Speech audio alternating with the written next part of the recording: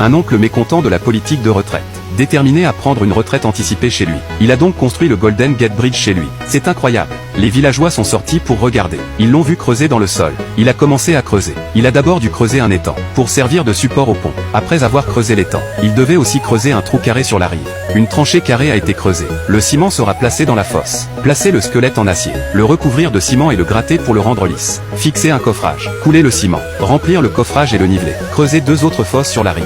Remplir les fosses de ciment, et poser une couche d'armature. Recouvrir l'armature d'une nouvelle couche de ciment. Insérer l'armature de la colonne au centre du ciment. Fixer un coffrage. Remplir le coffrage de ciment, et remplissez-le jusqu'en haut. Faire de même des 2 côtés. Armature au-dessus des piliers. Poser également une planche en bois. Remplir également de ciment. Procéder de la même manière.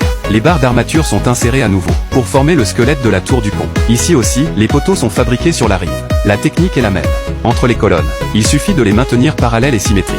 C'est bientôt terminé. Ensuite, on construit le tablier du pont. Placez les planches sur les supports des planches des poteaux. Ensuite, des planches sont placées entre les piliers pour former les planches de l'ensemble du tablier du pont. Vous pouvez voir que ces coffrages ont été soigneusement conçus afin qu'ils s'adaptent parfaitement aux colonnes de la culée. Le squelette en acier, dans les évidements de part et d'autre du platelage. L'acier est également fixé aux extrémités des colonnes. C'est la seule façon de poser l'armature du tablier du pont. C'est impressionnant, mais il faut aussi poser l'armature du tablier. Pour ce faire, les colonnes sont décalées horizontalement et verticalement. Les joints sont soudés. Après la soudure, le ciment est coulé, et on remplit le coffrage de ciment, pour former le tablier du pont. En même temps, le ciment est posé à plat. Puis des 2 côtés du tablier du pont, des barres d'armature sont insérées, uniformément à l'extérieur de l'armature du poteau. Des planches sont placées par-dessus. Les colonnes sont également reliées entre elles par des planches, pour former une structure de tour complète. Pour le reste des tours, la même construction est réalisée. Une fois le coffrage en place, le béton est coulé directement dans les coffrages, au fur et à mesure qu'il est coulé et secoué, jusqu'à ce que le coffrage soit rempli. Une fois rempli, le haut du coffrage, élément d'armature préconstruit, pour servir de point d'ancrage au câble de suspension.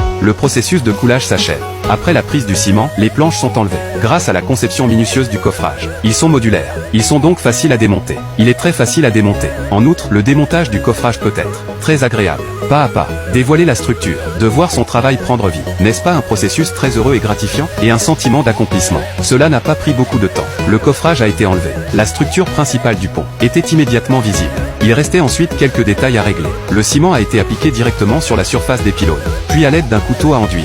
Pour le sculpter, je dois dire qu'il s'agit d'un travail délicat. C'est un travail délicat. On ne peut pas le faire sans un peu de patience. Très vite, toute la tour a été plus détaillée, et devenue encore plus riche et plus pleine. Et puis, il a également fallu utiliser du ciment, pour faire rayonner la chaussée à chaque extrémité du pont, pour enrichir l'environnement. Puis la peinture commence. La peinture rouge est appliquée, sur la surface des tours du pont. Veillez à ce que l'application soit uniforme et cohérente.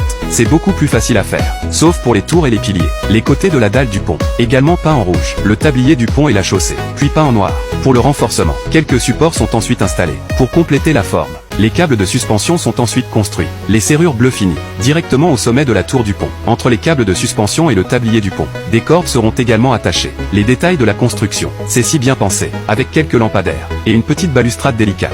Et ainsi, après tout le dur labeur de cet homme, le pont du Golden Gate. Et le voilà. C'est à couper le souffle. Je ne peux m'empêcher d'être impressionné par ses compétences. Qu'en pensez-vous ?